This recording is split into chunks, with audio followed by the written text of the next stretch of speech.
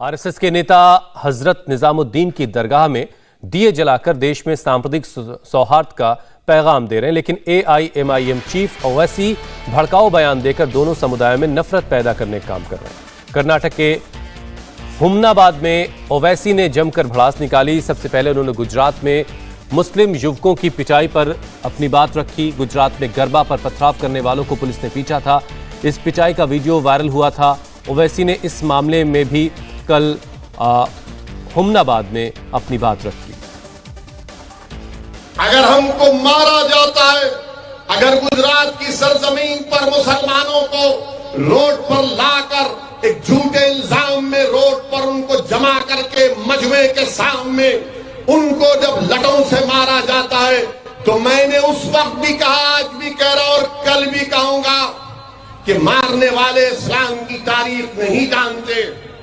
मारने वाले अगर ये समझ रहे कि सरे बाजार रोड पर लाकर मुसलमानों को लटों से लाठियों से मारकर उनकी बेइज्जती की जाएगी, मजमे के सामने मारकर मजमे से तारीफ और नारे निकलेंगे, तो मुसलमान के हौसले पस्त हो जाएंगे। तुम नहीं जानती हमारी तारीख को। जिन जालिमों ने उन मासूम बच्चों को गुजरात की सरजमीन पर मारा, मारने तुम हजरत बिलाल का नाम नहीं जानते होंगे। हजरत बिलाल का नाम सुन लो। ओवैसी कल पूरे मूड में थे, वो इतने पर नहीं रुके। उन्होंने कहा कि इस देश की सियासत में मुसलमानों की अब कोई अहमियत नहीं रह गई है। उन्होंने प्रधानमंत्री मोदी का भी जिक्र किया और मुसलमानों से कहा कि तुम्हारा कोई नहीं। ये मुल्क हमारा है और रहेगा इंशाअल्लाह ताला। याद रखो मुसलमानों, मेरी बात को याद रखो मुसलमानों। अब इस मुल्क की सियासत में मुसलमानों की कोई सियासी अहमियत नहीं रही। अगर यहां पर कोई बैठने वाला कांग्रेस पार्टी का है या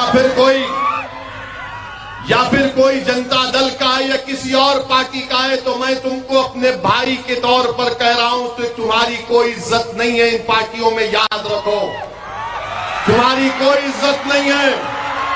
तुम्हारी इज्जत सिर्फ इतनी है कि तुम इलेक्शन के वक्त इनके लिए वोट डालो। आज जब जुल्म हो रहा है, कोई मुंह नहीं खोलता। मैं मुबारकबाद देता हूं भारत के प्रधानमंत्री श्री नरेंद्र मोदी को कि आपने 8 साल में, तंजिया तौर पर कह रहा हूं, आपने 8 साल में भारत की राजनीति को ऐसा कर दिया कि अब सेकुलर पार्टी मुसलमान को बाजू खड़ा करने से डरती है। कोई नहीं है तुम्हारा, याद रखो। तुम मेरा साथ मत दो, मुझे कोई परवाह नहीं है। मैं दीवानों की तरह लड़ता रहूंगा जब तक अल्लाह जिंदा रखा। लड़ता रहूंगा कि भारत की राजनीति में अब तुम्हारी कोई अहमियत नहीं है। तुम्हारी अहमियत कब होगी? जब तुम एक सियासी ताकत बनोगे।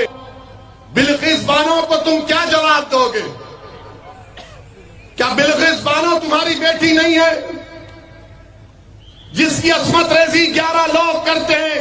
3 साल की बेटी को उसके सामने मार देते हैं और उसके कातिलों को बीजेपी छोड़ देती है, तो कोई सेकुलर पार्टी उसकी मजम्मत करने तैयार नहीं।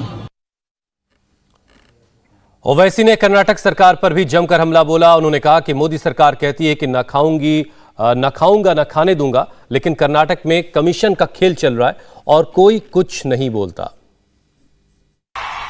अब तो मुस्लिम रिजर्वेशन ले लिया जाएगा। हम कर्नाटका के चीफ मिनिस्टर से इतना बोलेंगे, सीएम साहब, आप कर्नाटका के मुसलमानों का रिजर्वेशन छोड़ो, आपकी पार्टी में जो कमीशन मिल रहा है उसको खत्म करो, उसको खत्म करो पहले आप। यानी ऐसा दिख रहा है कि गारत का गड़ा भरता नहीं है, जहां से हो ना किधर का भी हो, बस मेरा जो भी होना ला ला ला ला ले यहां दबा के खा रहे गपागप। और दिल्ली में प्रधानमंत्री बोल रहे ना खाऊंगा ना खाने दूंगा।